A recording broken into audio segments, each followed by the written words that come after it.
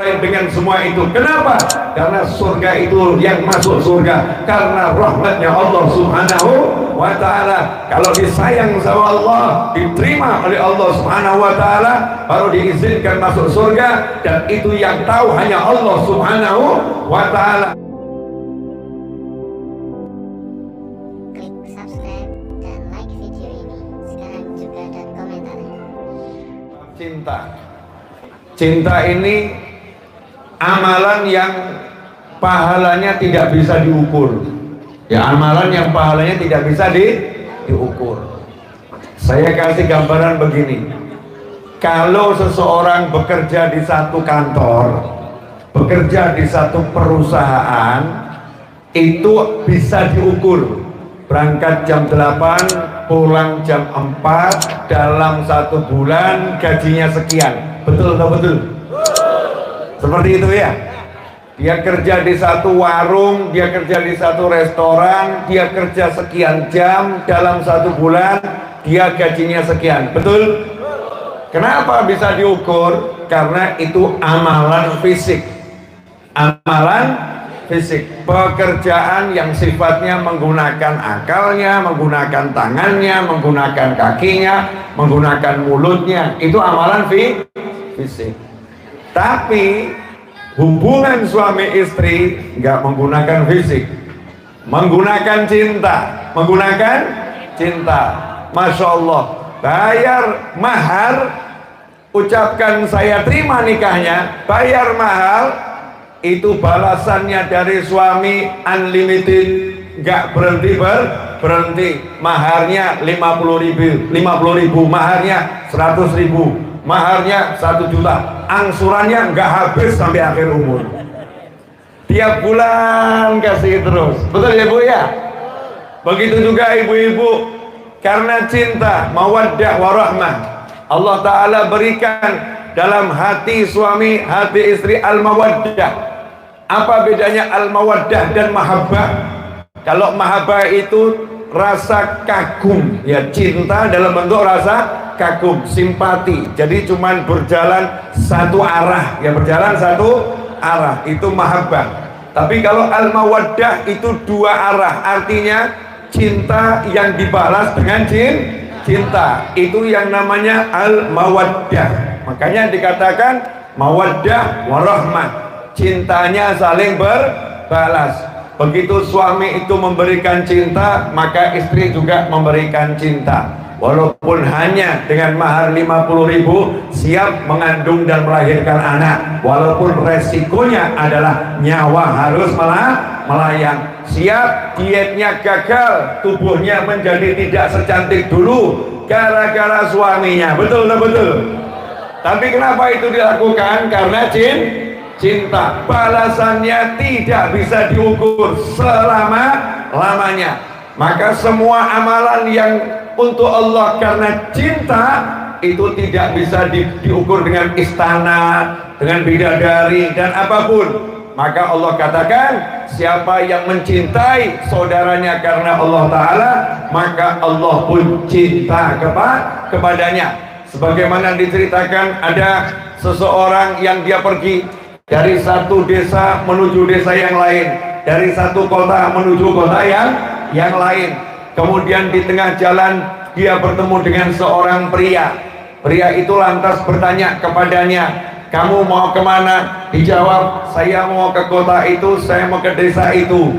Kenapa kamu ke sana? Maka dijawab, saya ke sana karena saya punya teman sejalan, teman yang saya cintai karena Allah Subhanahu wa ta'ala. Saya punya saudara seiman yang saya cintai karena Allah Subhanahu wa ta'ala. Saya pengen ketemu dia karena kangen karena Allah Subhanahu wa ta'ala.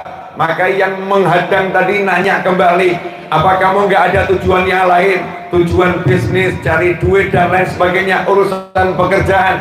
Jawabannya nggak ada, saya hanya pengen ketemu dia karena Allah Subhanahu wa ta'ala. Maka laki-laki tadi kemudian berkata, ketahuilah sesungguhnya aku adalah malaikat, sesungguhnya aku adalah malaikat. yang ditugaskan menyamar jadi manusia dan menghadangmu dan mempertanyakan tujuanmu ke sana untuk apa.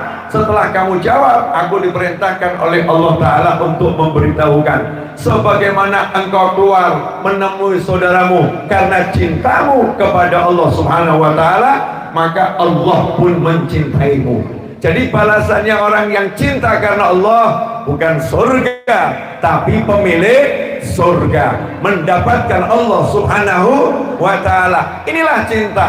Seperti misalnya saya datang ke rumah seseorang dalam undangan acara akad nikah, pernikahan.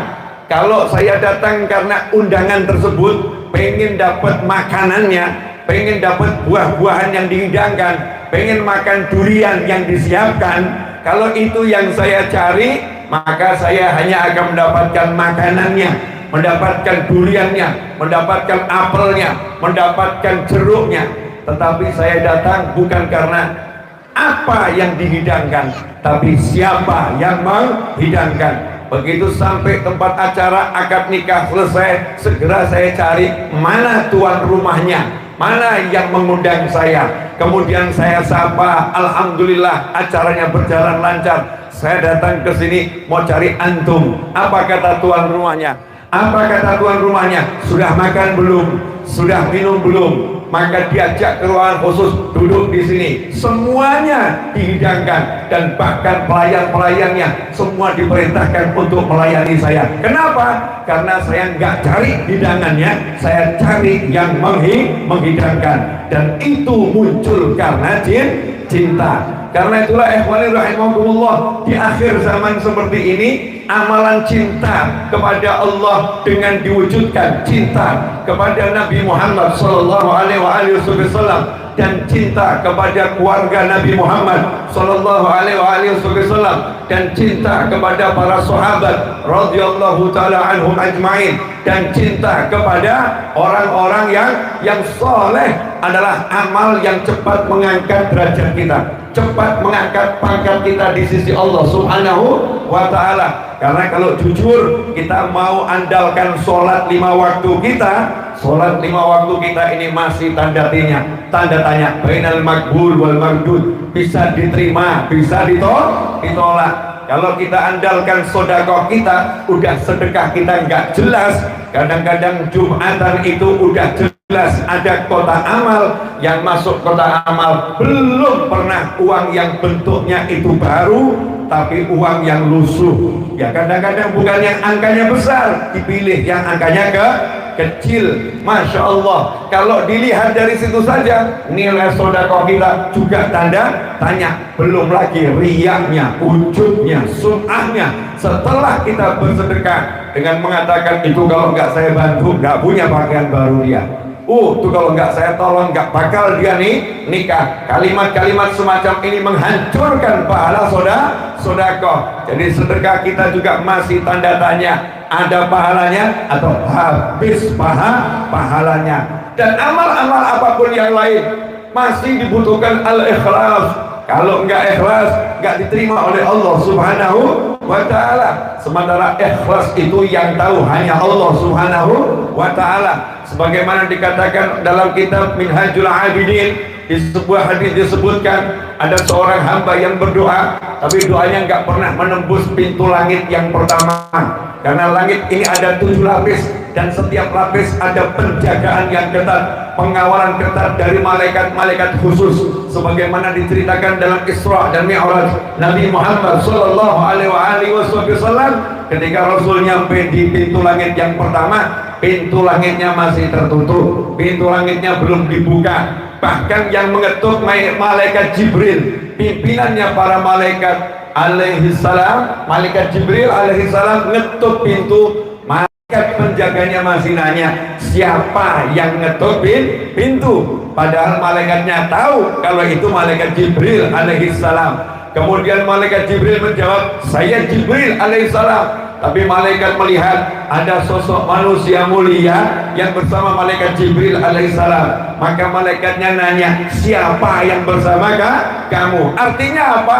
Di pintu-pintu langit ini ada penjagaan yang luar biasa, tidak bisa sembarang bisa menembus penjagaan pintu langit yang pertama, apalagi pintu langit yang kedua, apalagi yang ketiga, sampai yang ketujuh. Karena itu dikatakan ada orang yang berdoa, doanya khusyuknya luar biasa, air matanya berderai, tapi doanya nggak pernah nembus sampai langit yang pertama. Kenapa? Karena setelah diteliti oleh malaikat di langit pertama, syarat utama terkabulnya doa tidak dipenuhi, yaitu pakaiannya haram, yang dimakan adalah haram, di tubuhnya ada yang haram, maka doanya ditolak oleh Allah Subhanahu wa ta'ala.